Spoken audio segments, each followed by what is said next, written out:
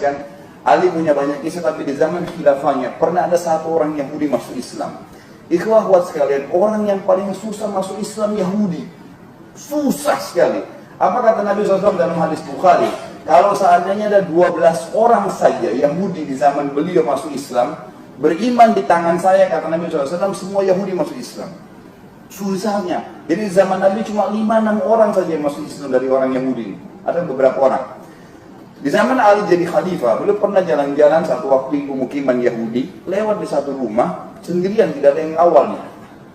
Kemudian dilihat ada satu baju, ada baju lagi dijemur, ternyata ada baju perang lagi dijemur. Ali lihat, kayaknya baju perang saya nih, kata Ali. Diketuk, pemilik rumah itu ditanya, hai Yahudi untuk keluarnya, ini di depan baju perangnya siapa? Kata Yahudi, Amir Mu'minin, Anda tahu tuh di rumah saya berarti punya saya. Kata Ali, tapi kayaknya punya saya. Buktinya 1, 2, 3, 4, 5. Ada tanda-tandanya, ada sobekan, ada jahitan, ada... Ini punya saya. Kata Yahudi, seperti saya jawab, Amir Mu'minin, di rumah saya berarti punya saya. Ada 3 kejadian dalam kisah ini, saya ringkaskan, yang membuat Yahudi ini akhirnya syahadat. Susah buat Yahudi syahadat.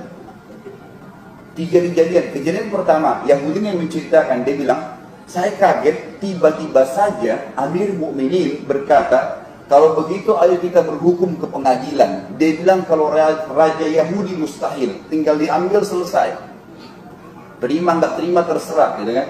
Ini pembebasan raja muslim dengan masyarakat biasa kafir lagi.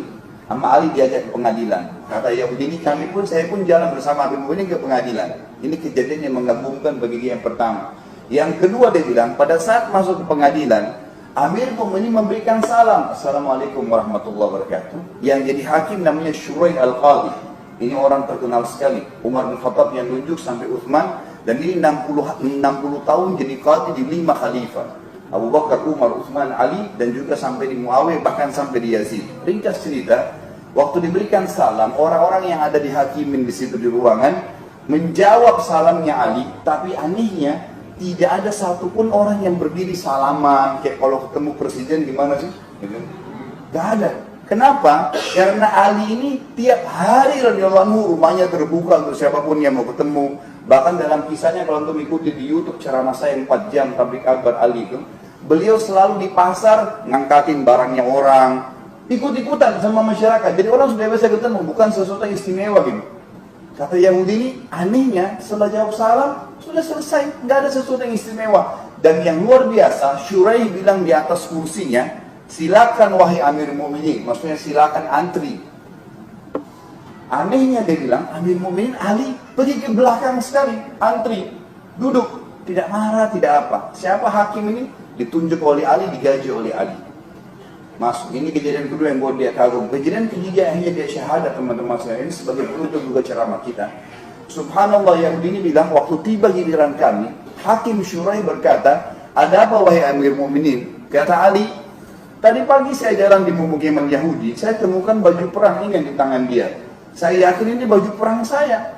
Buktinya 1, 2, 3, 4, 5. Ini yang berbicara sekarang antara Ali, raja, dan hakim pegawainya dia. Bayangkan ini, di atas kursi duduk, Amir Mu'minin di bawah. Lalu kata Shuraih kepada Yahudi, bagaimana pendapat wahai Yahudi? Dia bilang, saya sudah jawab di rumah saya. Saya bilang kepada Amir Mu'minin, ini jelas di rumah saya, berarti punya saya. Ali ditanya lagi Ali oleh Shuraih, wahai Amir Mu'minin, Anda punya saksi nggak? Kata Ali, yang paling kenal bajunya cuma 3 orang, Hasan, Husain, anak saya, dan Fatimah istrinya. Apa kata Shuraih? Ini pegawai sedang dialog sama atasannya yang gaji dia. Kata dia apa? Wahai Amir Mu'minin, Anda tahu dalam Islam, anak nggak boleh jadi saksi untuk orang tua nggak boleh saksi buat anak. Nggak bisa diterima, pasti saling bela. Tinggal istri Anda. Dan Anda tahu dalam Islam saksi minimal 2 orang laki-laki terpercaya. Kalau tidak ada 1 laki-laki diganti berapa perempuan? 2. Berarti harus ada 4 perempuan. Ali punya 1 Fatimah. Apa kata Shuraih? Apakah Anda punya 3 wanita yang lain? Kata Ali, enggak ada. Kata si Yahudi yang membuat dia masuk Islam ini yang ketiga, saya kaget atas keputusan Shuraih Qadhi. Dia bilang apa? Kalau begitu wahai Amir Mu'minin, dengan tegas dan jelas saya putuskan baju perang itu punya Yahudi. Pengadilan Islam, raja Islam, ini hakim ditunjuk oleh raja Islam, dikasih Yahudi yang kafir tuh, karena nggak ada saksi. Kata Ali, baiklah kalau begitu. Shuraih tutup dengan kafaratul majlis, turun dari mejanya, baru salaman sama Ali, keluar sama-sama dari masjid, dari pengadilan. Yahudi ini duduk melongo-longo. Dia balik ke sana, dia bilang, sebentar Amir Mukminin, sebentar wahai Shuraih, wahai hakim, sudah selesai pengadilan? Kata Ali, sudah. Kata Shuraih, sudah. Lalu Ali bilang, walaupun saya yakin itu baju perang saya. Kalau ketemu antara Ali sama Yahudi, siapa yang jujur? Pastilah Ali. Gitu kan? Tidak mungkin. Kata Ali, walaupun saya yakin itu, tapi saya tidak punya saksi. Dan agama kami mengajarkan harus ada saksi. Dia ulangi lagi Yahudi ini, apakah baju perang ini sekarang jadi punya saya? Kata Ali, iya. Kata si Shuraih, iya. Gitu kan? Sudah selesai jadi punya kamu. Tiba-tiba Yahudi ini berdiri mengatakan, wahai Amir Mu'minin, asyhadu an la ilaha illallah wa anna Muhammad Rasulullah. Ali heran, Ali tanya, kenapa kau masuk Islam? Karena aneh kalau Yahudi masuk Islam, gitu kan? Maka dia bilang, wahai Amir Mu'minin, demi Allah, baju perang ini punya anda yang saya curi 2 hari lalu. Tapi saya masuk Islam justru karena kebenaran agama kalian. Bayangkan, gara-gara keyakinannya Ali tentang kebenaran agama ini, dia mau korbankan. Allah buktikan kebenaran sampai orang lain dapat hidayah. Sebagai kata penutup, ikhwah akhwat sekalian, Anda tinggal yakin, percaya lisan saya ya, Anda tinggal yakin agama yang kita anut paling benar, Allah benar ada, tidak ada sekutu baginya, Muhammad SAW adalah Nabi utusan terakhir, tidak perlu ikuti Nabi yang lain. Meninggal dalam keyakinan ini, ikhwah akhwat sekalian, demi Allah masuk surga. Surga, ikhwah akhwat sekalian, wallahi bukan dongeng, tapi kepastian yang akan kita dapatkan, semua dijanji. Dan neraka demi Allah, ikhwah akhwat sekalian, adalah betul ancaman Allah dan pasti kena kepada orang ini. Kita kalau sholat, sujud, memang Allah sedang menyaksikannya dan mengetahui masalah itu.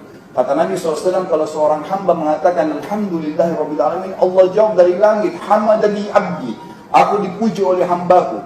Kalau kita bilang Ar-Rahmanir-Rahim, Allah mengatakan asna alaihi abdi, hambaku memuji-muji saya. Kalau kita bilang Malik Yaumiddin, Allah mengatakan majadani abdi, hambaku mendudukanku pada posisinya. Terus begitu.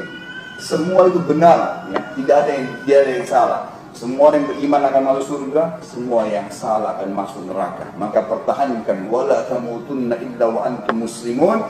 Jangan menyiru ke dalam keadaan Islam. Subhanakallahumma bihamdika asyhadu an la ilaha illa anta astaghfiruka wa atubu ilaik.